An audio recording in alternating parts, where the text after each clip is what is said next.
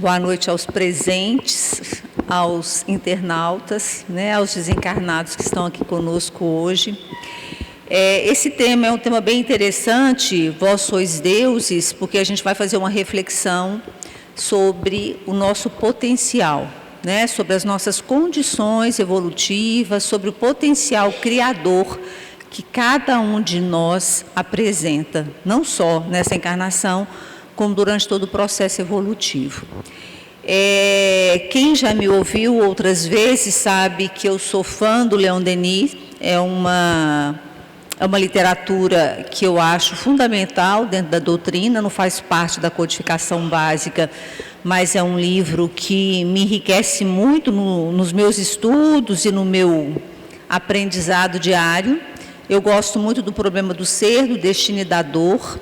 E esse livro aqui, que é um livro um pouco diferente, é uma reedição dele, né, um novo olhar sobre o problema do ser, do destino e da dor, que é uma releitura de alguns autores da obra de Leon Denis. Então, para a gente falar um pouco do tema de hoje, eu estudei principalmente essa literatura, tá? E aí a gente vai se debruçar um pouquinho desse tema, né? Como o Haroldo acabou de falar, que a gente sempre busque um entendimento maior da nossa proposta evolutiva e que a gente saia daqui um pouquinho mais esclarecido desse processo, né? Então, a intenção dos estudos, a intenção dos perguntas e respostas, a intenção de toda a literatura da doutrina espírita é porque a gente avance. Quanto mais nós conhecermos, mais nós nos responsabilizamos pelo nosso processo. E o tema de hoje é um tema bem pertinente, porque ele vai dar para a gente a certeza que nós podemos, a certeza que nós temos condições de avançar cada vez mais e num ritmo muito maior, a depender da nossa vontade. E aí o tema, vós sois deuses, na verdade é uma passagem judaica, né, um salmo, que aí a gente tem no salmo, na lei judaica, eles colocam: eu disse, vós sois deuses, e todos vós filhos do Altíssimo. Então, trata-se de uma menção no Antigo Testamento. E aí Jesus vem, quando João, né, descreve, tornou-lhes Jesus: não está escrito na vossa lei, eu disse, vós sois deuses? Se a lei chamou deuses aqueles a quem a palavra de Deus foi dirigida, e a Escritura não pode ser anulada, àquele a quem o Pai santificou e enviou ao mundo, dizeis vós, blasfemas, porque eu disse sou filho de Deus. Então é uma crítica que Jesus faz, olha, como assim?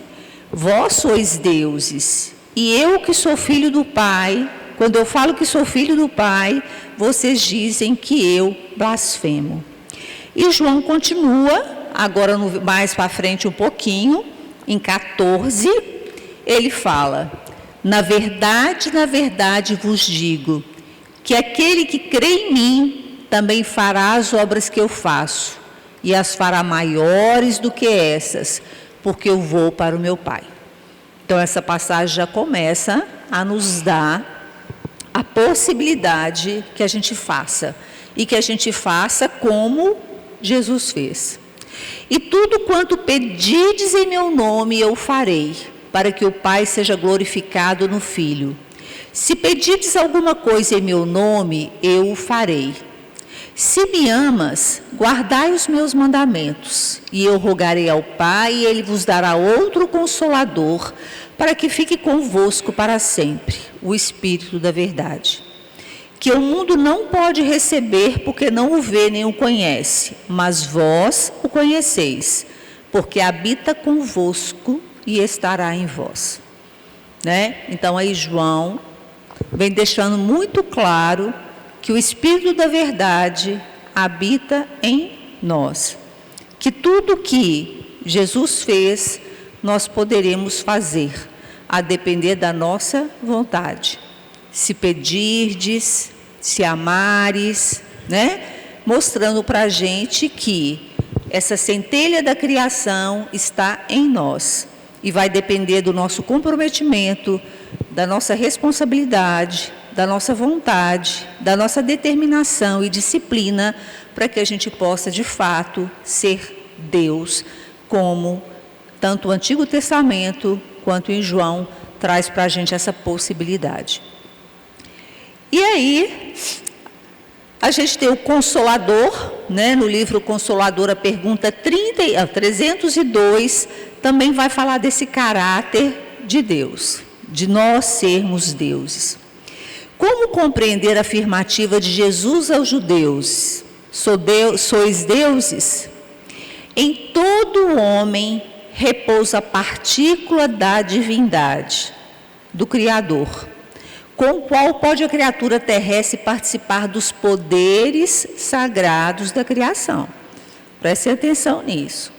É-nos dado o poder sagrado da criação. O Espírito encarnado ainda não ponderou devidamente o conjunto de possibilidades divinas guardado em suas mãos. Nós ainda, pela nossa ignorância, nós ainda não temos a dimensão do poder que nós temos, do poder criativo que nós temos, do poder que a centelha divina que habita em nós nos dá a possibilidade de sermos muito mais do que nós somos até então. Dons sagrados que nós temos, e ele fala que tantas vezes convertidos em ruína e destruição.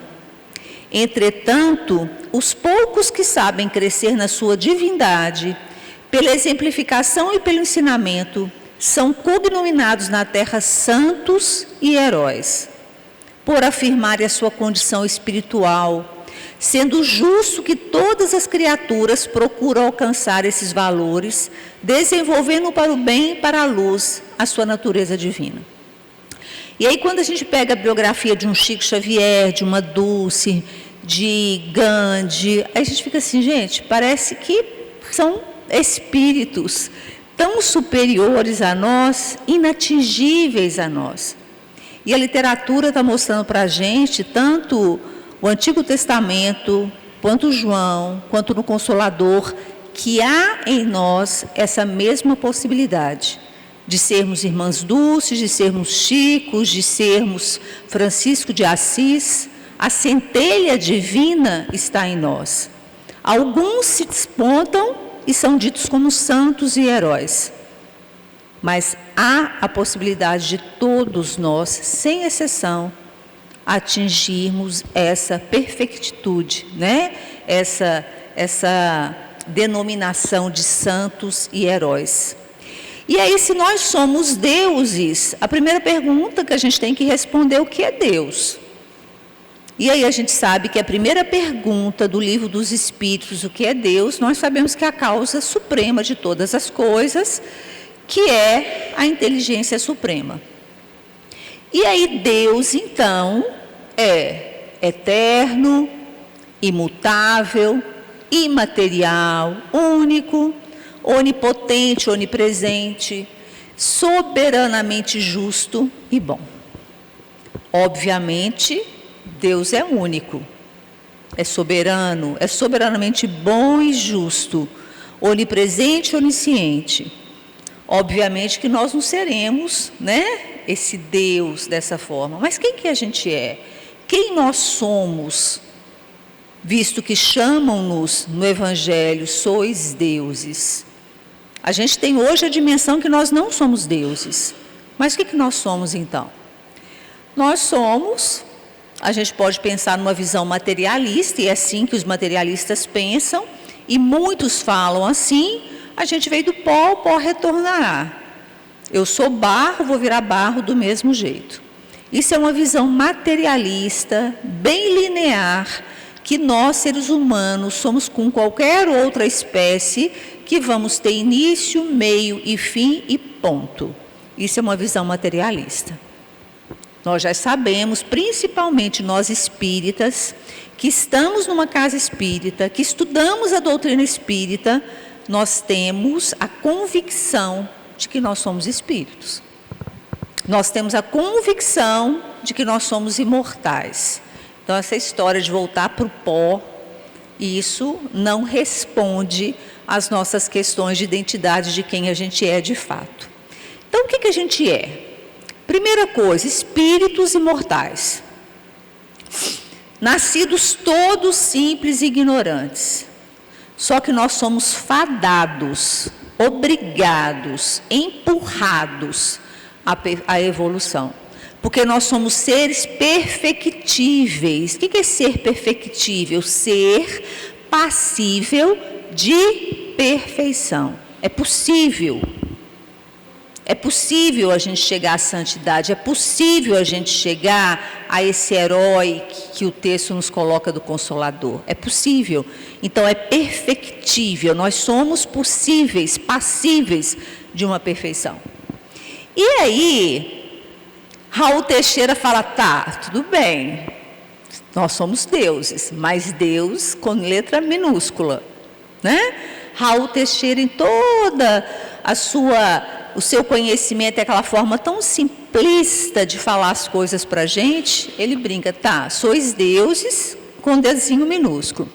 E ele tem razão, porque nós seremos sim deuses, nós chegaremos sim a uma perfeição relativa, mas nunca, nunca, em tempo algum, a gente chegará a ser tão soberano, bom e justo como Deus o é. Deus, a causa primária. Mas nós somos deuses, no sentido que nós somos co-criadores do processo evolutivo. E hoje nós somos seres humanos, estamos encarnados em um corpo físico, e aí o livro do Problema do Ser, do Destino da Dor, do Leon Denis, vai debruçar principalmente nisso, nas potências da alma, na nossa vontade, como o problema do ser, a consciência, a personalidade, para a gente poder entender de fato quem somos, né? E aí a gente sabe, né, isso a partir de agora eu começo a fazer citações do livro. O livro relata Descartes, né? Quem foi Descartes? Foi matemático, filósofo, que um dia ele falou, eu existo ou não existo? Aí ele falou, mas eu penso, logo existo. Ele ainda teve a sacada de falar, tá, eu penso, então se eu penso existe alguma coisa. E aí ele inaugura essa questão do ser pensante. Ele era um matemático, um filósofo, né, um dos mentores aí da lógica, né? E aí tá, penso, logo existo. Mas aí, numa visão bem materialista, eu parei de pensar, eu morri. Ponto. Ou o contrário, eu morri, parei de pensar, uma coisa associada à outra. Aí vem um Leon Denis e pergunta assim, mas peraí, penso, logo existo, mas será que existe alguma possibilidade pós-morte? Né? Qual a natureza de nossa personalidade? É só a mente, eu existo, eu penso, morri, acabou. E Leon Denis começa como grande, né? Como é que Kardec escreveu toda a nossa bibliografia? Através de perguntas. E é assim que a ciência funciona. A ciência funciona através da busca de respostas para perguntas, hipóteses que a gente levanta. E Leon Denis começou a questionar. Tá, qual a natureza de nossa personalidade? Comporta um elemento que sobreviva à morte? Essa mente aí, esse pensamento que Descartes fala, sobrevive à morte? E aí ele começa a perguntar, o pensamento-mente é produto do nosso cérebro ou o pensamento-mente independe do corpo físico? E aí, essa é uma grande pergunta da ciência até hoje. Nos anos 90, os Estados Unidos inauguraram uma década, chamou a Década do Cérebro. Fantástico, eu que gosto de neurologia, que estudo neurologia, foi a década que os Estados Unidos, em contrapartida todo mundo do mundo começou a estudar também, foi uma década em que os cientistas se debruçaram para conhecer o cérebro, as sinapses, os neurônios, como que de fato o cérebro funciona, e a grande questão da neurociência, o que é mente? A mente está no cérebro? A mente é produto do cérebro? O que é mente? Para os materialistas, os neurocientistas materialistas, eles acreditam única e exclusivamente que a mente, tudo aquilo que eu sou, que eu penso, a minha personalidade, o meu caráter, o meu comportamento, é única e exclusivamente uma ação de processamento neurológico.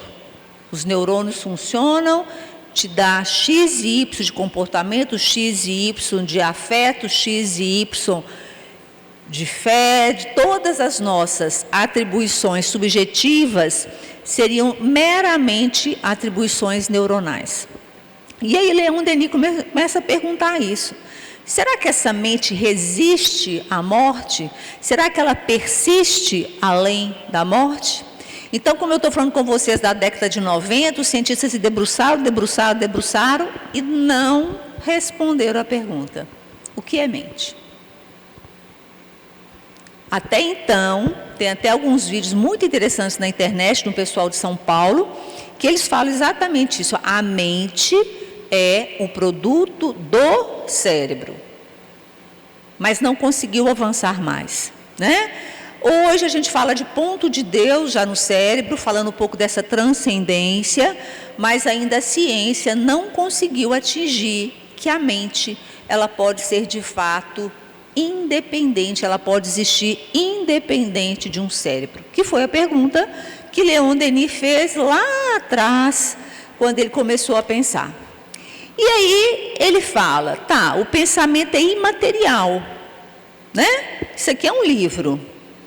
Eu pego o livro, ele está pesado, eu sei falar dele, ele é concreto. Mas todas as narrativas que eu falo do livro são subjetivas. Eu, Gisele, que estou inventando aqui as coisas do livro. Ele é pesado, ele é bom, ele é ruim, é tudo muito subjetivo. Aí Leon Denis fala assim, tá, se o pensamento não é material, logo ser pensante também não é material. E aí nos faz lembrar quem? Kardec. Lembra das mesas lá, giratórias? Mesas que subia, mesa que batia. Aí fala, todo efeito inteligente tem que decorrer de uma causa inteligente. Uma mesa de madeira não vai fazer nada. Para que a mesa faça alguma coisa, eu tenho que ter alguma coisa inteligente por trás disso. E aí começa a responder a pergunta de Leon Denis. Se o pensamento é subjetivo, quem pensa também é subjetivo. Não é só o cérebro, que é um órgão cerebral, órgão orgânico. E aí ele responde, se no corpo físico o cérebro exerce sua função de órgão central, porque é o nosso cérebro que coordena todas as demais estruturas do nosso corpo, ele fala que no mundo espiritual, as funções desse cérebro obedecem às leis que repercutem no perispírito. E aí começa a apontar para a gente que essa história de ser Deus, de ser Criador, não tem nada a ver com o nosso cérebro e o nosso corpo atual. Tem a ver com eu, espírito, que através do meu perispírito, eu faço com que o meu cérebro pense X ou Y determinadas coisas. E aí ele vai começando a avançar, né? Então ele fala que o pensamento é um produto da mente imortal. Quem que é imortal e material? O espírito, que sensibilizaria esse fluido perispiritual e que vai para o sistema nervoso central, basicamente o cérebro, fazer com que ele processe os nossos pensamentos, as nossas ações, os nossos comportamentos, os nossos afetos e tudo mais. E aí é uma via, que é legal demais isso, é uma via de mão dupla, tanto vai quanto vem. Então vamos lá. Nós, hoje, a gente fala que a gente é uma alma porque a gente é um espírito encarnado. Então eu tenho o espírito, o perispírito e o corpo. Vão pensar que meu corpo é meu cérebro, porque a gente está falando de mente, de pensamento, de criação, né? Por exemplo, a minha mão está aqui paradinha, ela não cria nada, mas o meu cérebro pode mandar ela criar um movimento, dá tchau. Foi o meu cérebro que mandou. Eu quero dar tchau. Vai lá, mão, dá tchau. Então, o meu cérebro coordena todas as outras partes do meu corpo. E aí, Leon Denis começa a fazer esse raciocínio. Tá bom, tudo começa no espírito. A minha mente, a minha criação está no espírito. Passa pelo perispírito, impressiona esse perispírito que chega até o meu cérebro. E é nesse cérebro, é como se fosse um aparelho de TV. Ele vai traduzir, ele vai fazer um transdutor e transformar isso no pensamento que vai fazer com que a gente haja. E o que é bem interessante que Leon Denis coloca é que quando chega no meu cérebro, a gente não tem uma tal de lei da liberdade, o livre-arbítrio, a gente vai fazer o que quiser. A gente tem responsabilidade sobre o que a gente pensa. E não sei vocês, mas às vezes eu penso umas coisas absurdas. Que eu fico assim, Gisele, né? O que é essa história da gente se vigiar? Que isso? Não é assim, né? A gente para e repensa algumas coisas. É a nossa responsabilidade, é a nossa autorregulação falando, peraí, isso não é legal. Peraí, vamos pensar de uma outra forma. Peraí, não foi bem assim. Né? Então, a gente tem esse caminho do espírito, perispírito, cérebro. Como a gente tem hoje, o que vocês estão fazendo aqui, todo mundo?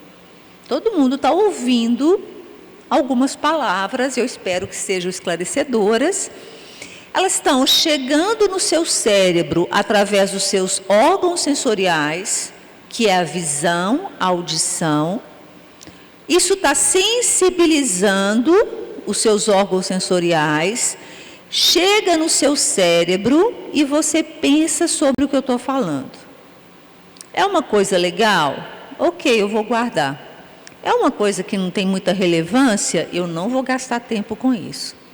Mas aquelas coisas que são legais, que a gente aprende, ela vai para um negocinho que chama memória de longo prazo. E essas memórias de longo prazo vão mapeando o meu espírito. Vão guardando, como se estivesse carimbando o meu espírito. É por isso que quando eu voltar numa próxima reencarnação, eu já tenho aprendizados 1000 que eu não sei de onde que vieram. Porque eles foram sendo construídos ao longo de todas as nossas reencarnações. Então, hoje, todos nós aqui, nós somos a somatória de todas as vivências, experiências, aprendizados significativos, verdadeiros, que foram nos moldando como espírito hoje que eu sou. Então, é um caminho de mão dupla. O espírito, perispírito e cérebro, e a gente encarnado, cérebro, perispírito e espírito. Então, quando a gente fala que tudo que a gente possa resolver nessa atual existência, para a gente poder chegar na outra com menos dívidas, é exatamente isso. Quanto mais aprendizados positivos nós formos acumulando, maior arsenal eu terei para o próximo processo reencarnatório.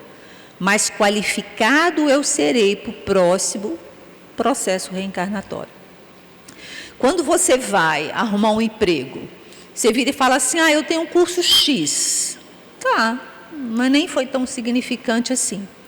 Mas se você vai fazendo um curso, outro mais relevante, quando você chegar para aquele lugar, você está muito mais preparado. É essa a ideia. A ideia é que a gente, gradativamente, vai criando essa mente que de fato seja criadora. Que de fato nos torne deuses daqui a um tempo. Né? Mas é um processo, então, que tanto demanda do espírito para o cérebro, quanto do cérebro para o espírito. Tá? E aí, a gente tem o espírito com todas as suas vivências e aprendizados de inúmeras existências anteriores, que a gente já viveu muito, passa pelo perispírito, chega no cérebro, que são as memórias recentes. E aí, gente, a internet está lotada de casos de superdotações. Tem eu ia trazer alguns vídeos, mas não ia dar tempo. Tem algumas crianças, tem uma criança da Inglaterra, que o caso dela foi estudado, saiu até no Fantástico, a gente que é da neurociência estuda ele, que era um menino que com 1 ano e 6 meses, ele acordou de madrugada, ele era inquieto, né? Ele acordou de madrugada e chamou os pais para discutir a história das guerras. É um menino que o QI dele é 165, é um QI extraordinário, né? É um Einsteinzinho, e é um menino que agora deve estar com 3 anos, mas assim, da onde vem isso? Da onde? E Leon Denis, no livro, o primeiro livro dele, depois tem nesse aqui também, fala alguns casos. Esse caso, Helen Keller, que ele demarca muito essa questão da mente enquanto espírito, ele fala de um caso de uma menina que era surda, muda e cega. E que, apesar de um corpo e de um cérebro muito danificado, muito difícil, com muitos problemas, ela conseguia, em determinadas horas lá, ela conseguia falar 3 línguas. E aí conta a história dela, ela conseguiu escrever muitas coisas, ela escrevia em várias línguas, várias não, estou mentindo. Ela escrevia em 3 línguas diferentes da dela. Ela fez inúmeras considerações filosóficas extremamente complexas e verdadeiras. E aí as pessoas falavam, peraí, esse cérebro, nessa atual existência, ele não leu, ele não ouviu e ela não falou. Como é que esse cérebro tem tanto conhecimento se ela não teve os órgãos sensoriais saudáveis para receber tanta informação? E ela escrevia horrores, escrevia tudo de filosofia, em línguas diferentes. E aí Leon Denis começa a debruçar sobre esse caso e falar, então, o cérebro é um mero transdutor daquilo que o espírito da mente tem para nos trazer. Reafirmando então para a gente que se a gente tem a capacidade de criar, se nós podemos ser deuses, todo esse potencial da nossa personalidade, da nossa mente, reside no espírito. E aí, eu vou passar aqui mais rápido, vai falar que o cérebro traduz os sinais da natureza mental em sinais de natureza tridimensional, fazendo com que a gente tenha, né, as nossas experiências. E pensamento, então, é atributo do espírito. Como é que um desencarnado chega numa reunião mediúnica e transmite seu pensamento? Ele não tem cérebro. Reafirmando novamente que aquilo que a gente pensa não está ligado ao nosso cérebro. O pensamento é criador. E as criações mentais tornam-se realidade agindo nós e nos outros. Somos herdeiros do Pai, e aí a gente reflete sobre a palavra de Jesus, que nós de fato somos deuses.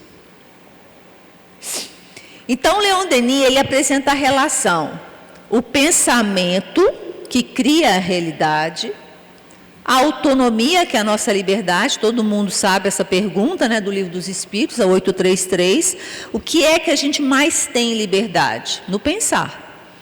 Ninguém sabe do meu pensamento, eu sou completamente livre para pensar o que eu quero. E eu tenho que ter responsabilidade em relação a isso. Porque, a depender do que eu alimento o meu pensamento, ele vai criar uma realidade.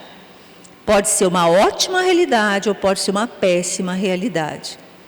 Quando a gente fala do potencial criador nosso, a gente está falando do nosso pensamento. Não é assim? A gente não fala assim, eu quero construir uma casa. Tá, começa na sua cabeça. E aí você vai fazer economia, vai ter responsabilidade, vai ter o livre-arbítrio de falar assim, não, agora eu não vou comprar um carro porque eu quero comprar uma casa.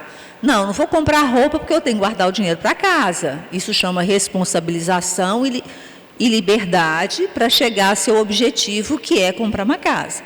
A sua casa nasceu pronta? Não, ela nasceu na sua cabeça. Tudo nasce na nossa cabeça.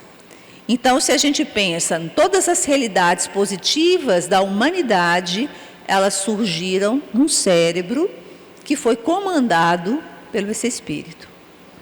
Todas as nossas ações positivas e negativas decorrem da nossa ação, que começa no cérebro. Onde começa uma guerra?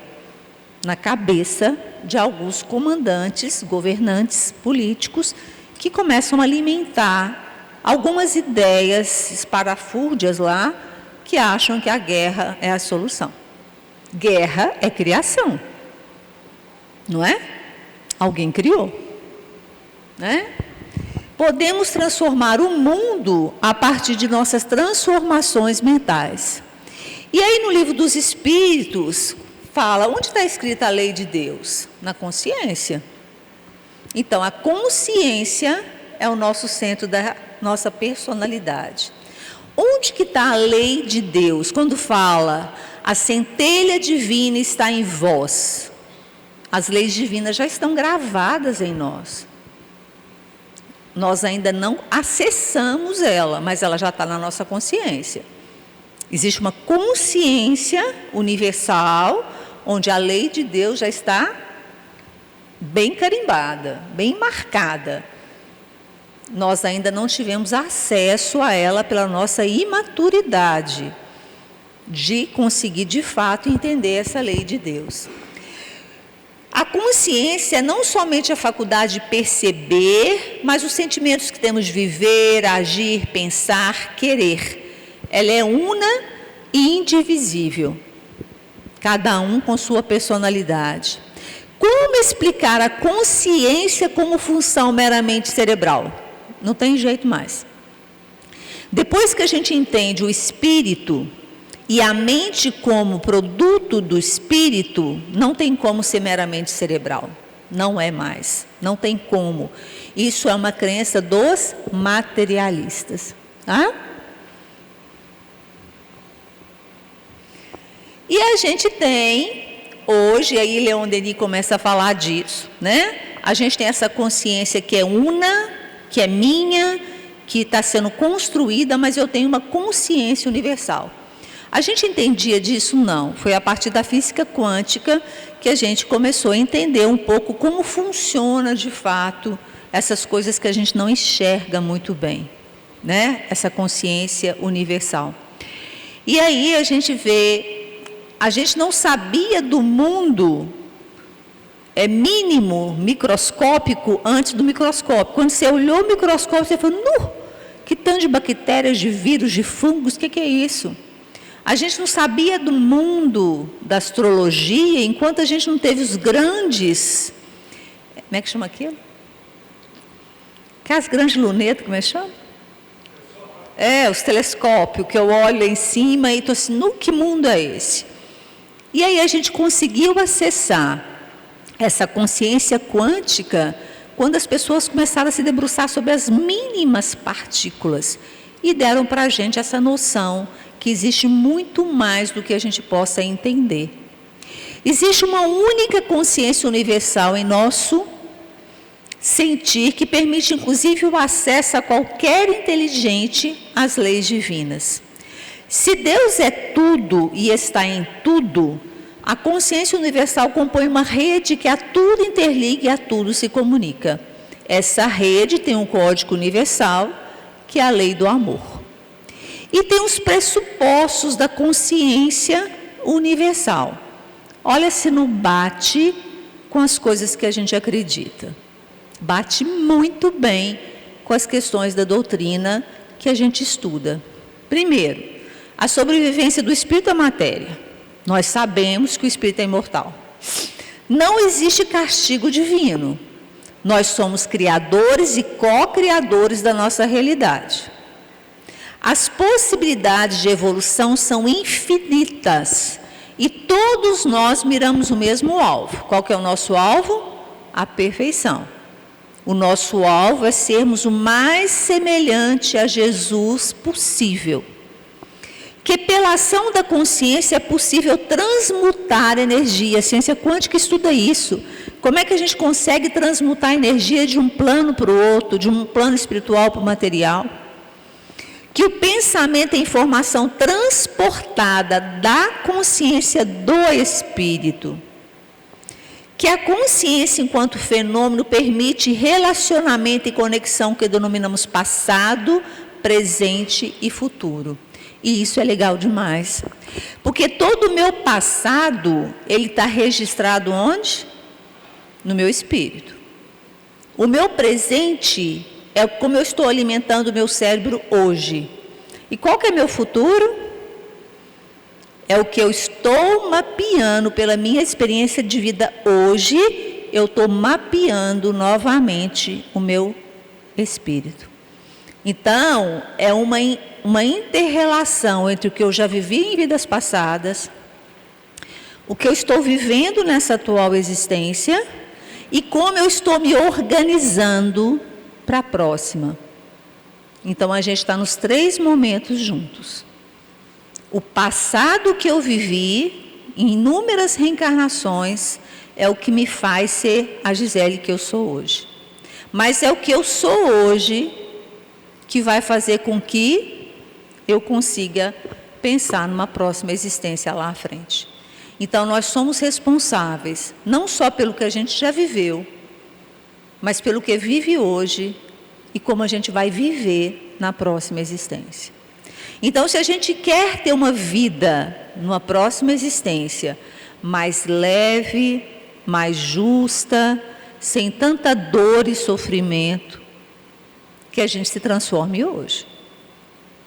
Que a gente pense o tempo todo sobre a qualidade dos meus pensamentos. Que a gente ore e vigie, porque o pensamento é criador. E nós somos deuses. Nós somos deuses da nossa realidade, porque nós é que criamos ela, né? Que a consciência não é um fenômeno do cérebro. A consciência é só... O cérebro é só um decodificador, né? Eu tenho toda a informação que vem, o cérebro decodifica e faz a minha realidade de hoje. Que somos co-criadores de nossas vivências, sendo essa uma missão da qual não podemos nos desvencilhar. Então, é bom que a gente pare com as lamúrias. É bom que a gente pare com as reclamações, porque nós é que criamos. Nós é que somos os responsáveis pela realidade atual em que a gente se encontra. E a doutrina espírita tem nos ensinado o tempo todo, a dor é pedagógica, a dor é aprendizado, né? E aí, quem criou essa dor? Fomos nós, em erros cometidos anteriormente, por ignorância, por uma série de motivos, mas principalmente por não entender ainda a lei de Deus. Somos co-criadores de nossas vivências. Pensamento permite aos seres humanos modelarem o mundo. É um processo organizado de representação neural, é óbvio que isso está no nosso cérebro, né? E a gente pode criar tudo que existe na nossa realidade hoje, tudo. As guerras, a ciência, a tecnologia, tudo começou no nosso pensamento, nas nossas crenças e faz com que a gente tenha essa realidade hoje, né? Então, nós somos livres, a gente tem um livre-arbítrio, o nosso pensamento, ele é livre. E eu posso pensar tanto para criar uma realidade do bem ou uma realidade do mal. Ou uma realidade que vai criar, ou um pensamento que vai criar uma realidade positiva, ou um pensamento que vai destruir, como a gente está vivendo aí a questão das guerras, né? E nossa consciência, como eu acabei de falar, ela advém daquilo que eu já vivi anteriormente e daquilo que eu vivo nessa atualidade.